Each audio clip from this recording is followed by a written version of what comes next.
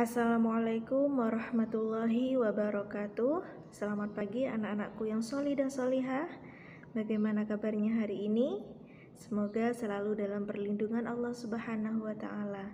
Baik anak-anakku, kelas 4A, 4B, 4C. Sebelum pembelajaran Al-Quran kita mulai, marilah kita berdoa terlebih dahulu. Ad-du'a'u qabla ta'allum. Bismillahirrahmanirrahim. Raditu billahi rabba wa bil islami dina wa bi muhammadin nabiyyan wa rasula.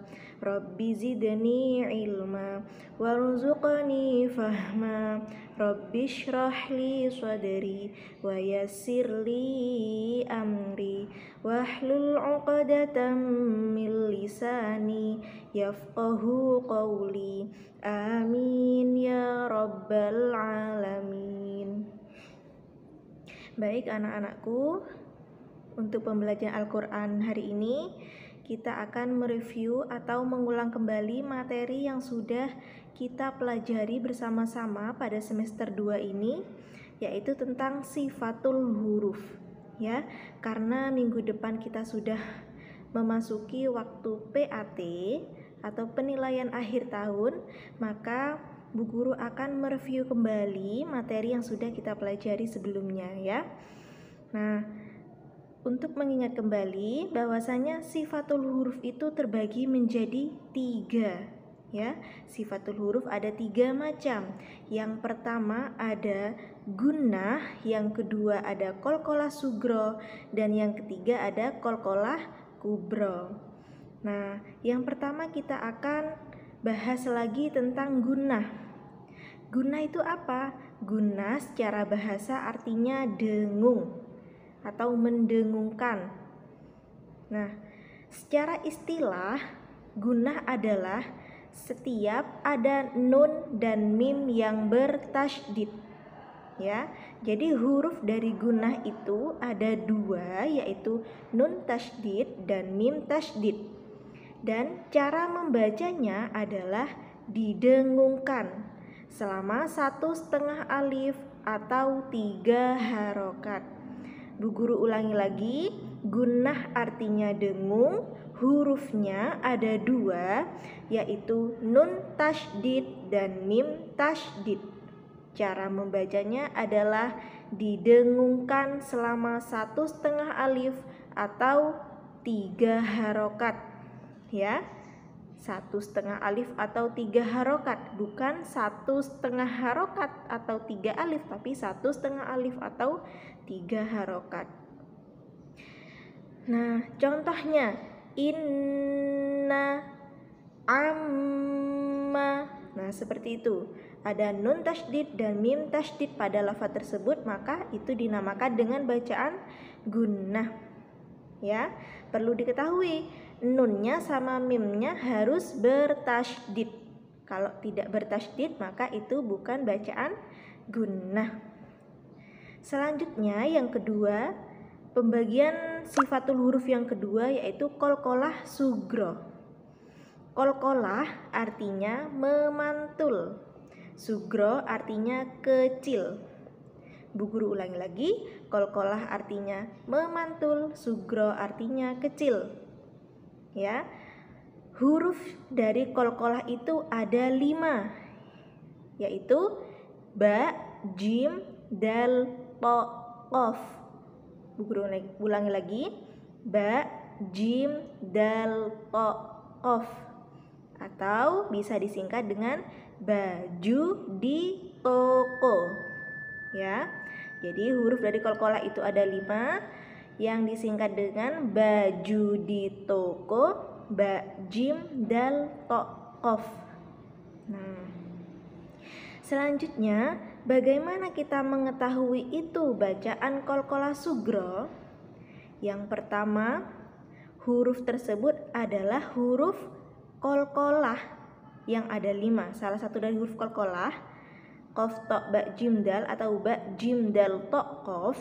Yang kedua, huruf qalqalahnya asli sukun ya, asli sukun, atau huruf qalqalahnya berharokat sukun. Ya. Kemudian huruf qalqalah tersebut ada di tengah kalimat.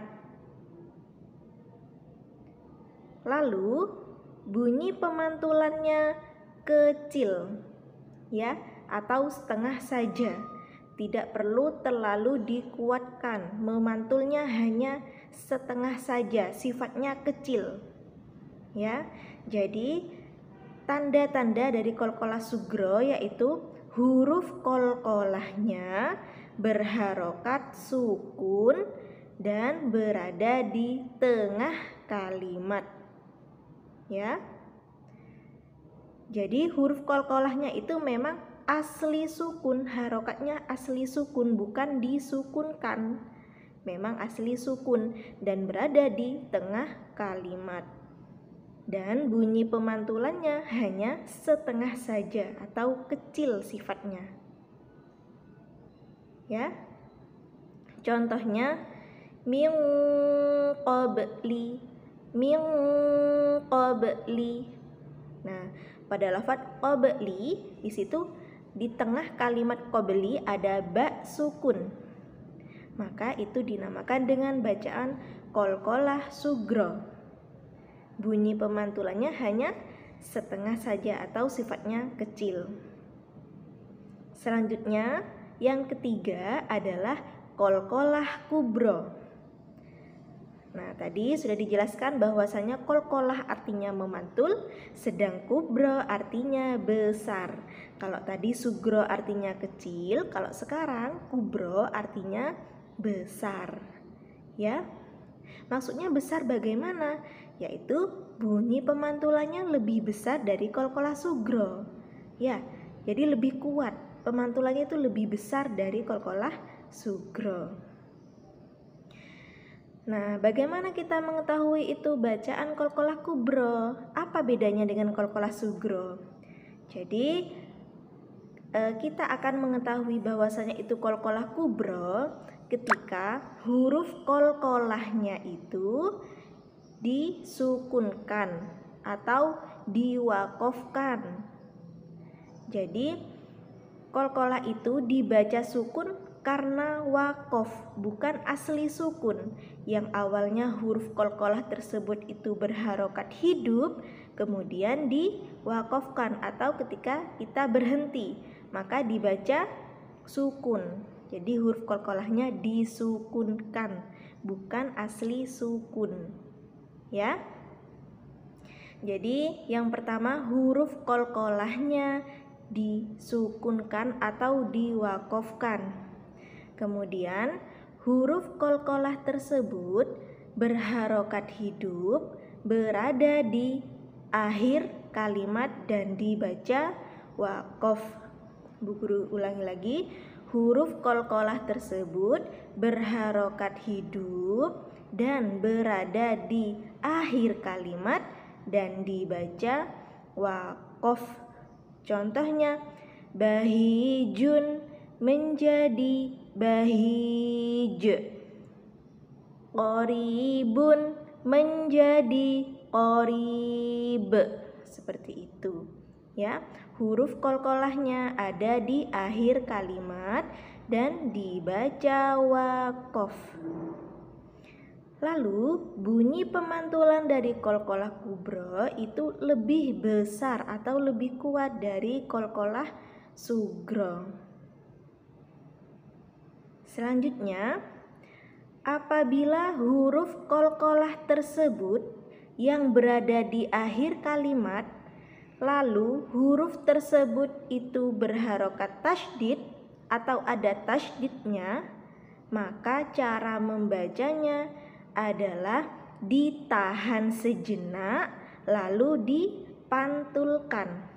Jadi ketika ada huruf tersebut itu bertasydid, huruf qalqalahnya itu bertasydid, maka cara membacanya ditahan sejenak lalu dipantulkan. Contohnya lahabiu wa tabba menjadi lahabiu watab, ya. Jadi seperti itu anak-anak. Ketika ada huruf qalqalah yang bertasydid di akhir kalimat ketika diwaqafkan, maka cara membacanya adalah ditahan sejenak lalu dipantulkan. Mungkin cukup itu saja review materi hari ini. Semoga anak-anak diberikan kelancaran. Mungkin cukup sekian dari Bu Lida. Akhirul kalam, terima kasih. Sebelum Bu Lida akhiri, mari kita berdoa akhir pertemuan terlebih dahulu. Ad-du'a'u li akhiril majlis. Bismillahirrahmanirrahim. Subhanakallahumma wa bihamdik, asyhadu an la ilaha illa anta, astaghfiruka wa atubu ilaik. Walhamdulillahi rabbil alamin. Bu Lida akhiri. Assalamualaikum warahmatullahi wabarakatuh.